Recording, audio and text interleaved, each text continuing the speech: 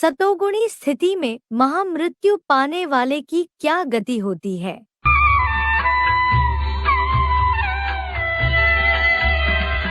यदा सत्त्वे प्रवृद्धेषु प्रलयं याति देहभृत् तदोत्तमविदं लोकान् अमलान् प्रतिपद्यते। कल्पांत में जब देहधारी ब्रह्मावत्स योग द्वारा ब्राह्मणत्व का सत्वगुण अति बढ़ने पर महाविनाश की प्रलयकालीन महामृत्यु पाता है, तब तो वह पुरुषोत्तम संगम से ही पुरुषोत्तम को जानने वालों के निर्मल स्वर्गीय लोकों की देवताई पीढ़ियों में जन्म पाता है। योग द्वारा सत्वगुण बढ़ जाता है। अभी हम ब्राह्मण हैं, फिर ब्राह्मण से देवता बनेंगे। बाबा को याद करते रहेंगे तो तुम्हारी आत्मा सतो प्रधान बन जाएगी।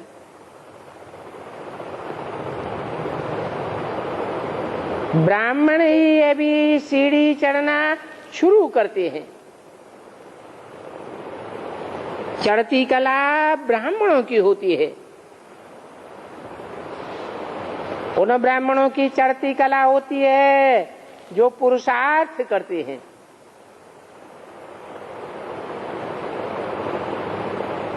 शरीरार्थ नहीं करते। किसके अर्थ करते हैं? पुरुष माने आत्मा, पुरुषार्थ आत्मा के अर्थ करते हैं। उन ब्राह्मणों की बात है चढ़ती कला।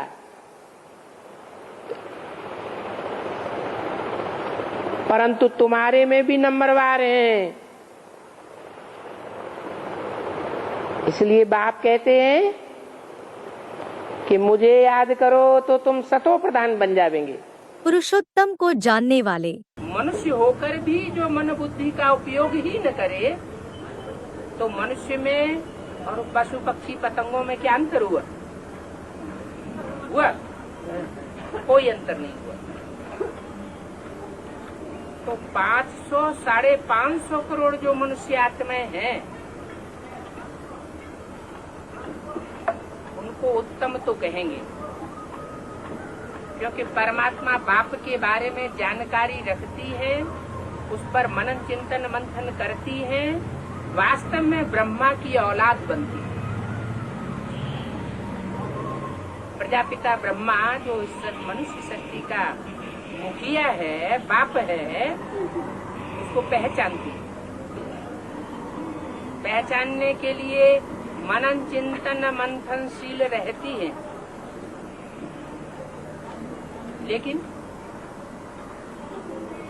550 करोड़ सभी उत्तम हैं क्या? उनमें तो अलग अलग धर्मों के बहुत डिवीजन है। उन धर्मों में कोई श्रेष्ठ धर्म भी है और कोई निष्कष्ट से निष्कष्ट धर्म भी है। लास्ट में आने वाला, जो लास्ट में आने वाला धर्म है, वो तो जरूर परमात्मा बाप से बहुत दूर होगा। और जो फर्स्ट है, वही लास्ट में फिर उत्थान को प्राप्त करता होगा। तो फर्स्ट है आदि सनातन देवी देवता धर्म। उसमें 2 ग्रुप हैं, एक सूर्यवंश और दूसरा चंद्रवंश। पुरुषोत्तम संगम से ही स्वर्ग। पहले पहले नई सृष्टि है संगम युग की। क्या कहा? सतयुग की है नई सृष्टि या संगम की है? संगम की अभी नई सृष्टि है। अभी संगम युग में नई सृष्टि है। कब? पहले पहले नई सृष्टि है संगम की, माना जरूर संगम युग में ही कोई पुरुषोत्तम संगम युग है, जिसमें पुरुषोत्तम और पुरुषोत्तमनी संसार के सामने प्रत्यक्ष होते हैं, तो स्वर्णम संगम युग कहा जाता है।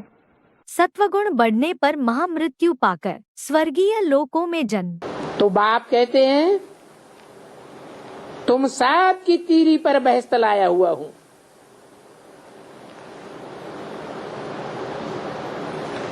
तुम भी समझते हो बाबा ने हमारे लिए सौगात तीरी पर लाई है।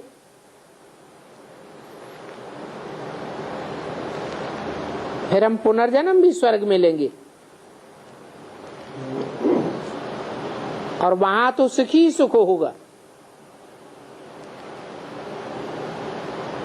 यहां तो है ही नरक।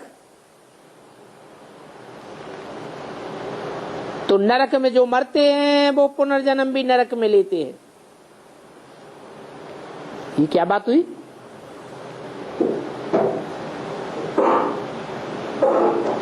है स्वर्ग कैसे आवेगा? अभी क्या है? तो नरक में जो मरेंगे 70-71 साल तो हो चुके। नरक में मरेंगे तो नरक में दुख की दुनिया में जन्म लेंगे और स्वर्ग अभी है नहीं। तो स्वर्ग में मरेंगे कैसे? है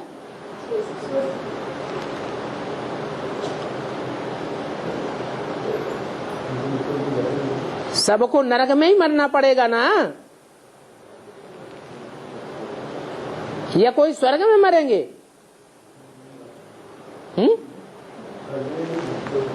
स्वर्ग में भी मरेंगे? है ही नहीं स्वर्ग, है नहीं। जब है ही नहीं तो मरेंगे कहां से स्वर्ग में? है स्वर्ग? हाँ, अपना वाइब्रेशन स्वर्गीय स्टेज का खुद ही बनाना पड़े। ज्ञान की इतनी पराकाष्ठा हो जाए, आत्मा पुरुषार्थ करते करते ऐसी ऊंची स्टेज को प्राप्त कर जाए कि जो भी हमारे वातावरण में, वायुमंडल में आवे, हमारे संसर्ग संपर्क में आवे, वो भी खुशी का अनुभव करे। तो हमारी दुनिया कैसी हो गई? नरक हो गई या स्वर्ग हो गई? स्वर्ग हो गई। अपने वाइब्रेशन का निर्माण हम खुद ही करते हैं।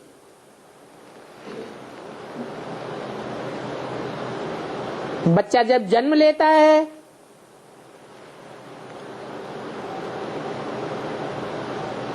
तो जन्म लेने से पहले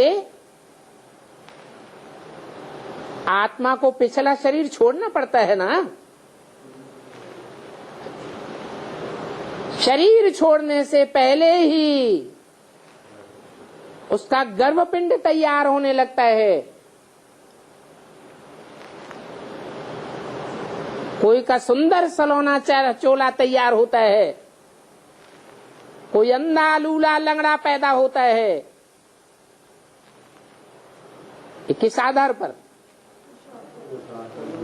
है? आत्मा की स्टेज वाइब्रेशन के आधार पर। हर मनुष्य आत्मा का अपना अपना वाइब्रेशन होता है। इसलिए बोला सुख में मरेंगे तो सुख की दुनिया में जन्म लेंगे, अंतमते सोगते।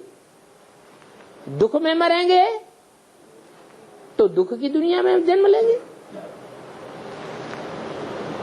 तो कोई तो हाय हाय करते करते मरेंगे, क्योंकि जब नई दुनिया की स्थापना होती है तो एक तरफ जय जयकार और दूसरी तरफ हाहाकार होता है। अभी तुम समझते हो बरोबर, ये राइट बात है। वहां तुम स्वर्ग में होंगे, अर्थात स्वस्थिति में होंगे। स्वस्थिति तुम्हारी पक्की हो जाएगी। कोई भी परिस्थिति आवे, कोई भी माया की परीक्षा आवे, तुम अटल हो जाएंगे। आत्म की स्थिति से टलने वाले नहीं होंगे। तुम्हारा स्वर्गीय वातावरण, स्वर्गीय वाइब्रेशन तुमको स्वर्ग में जन्म देने के निमित्त बनेगा।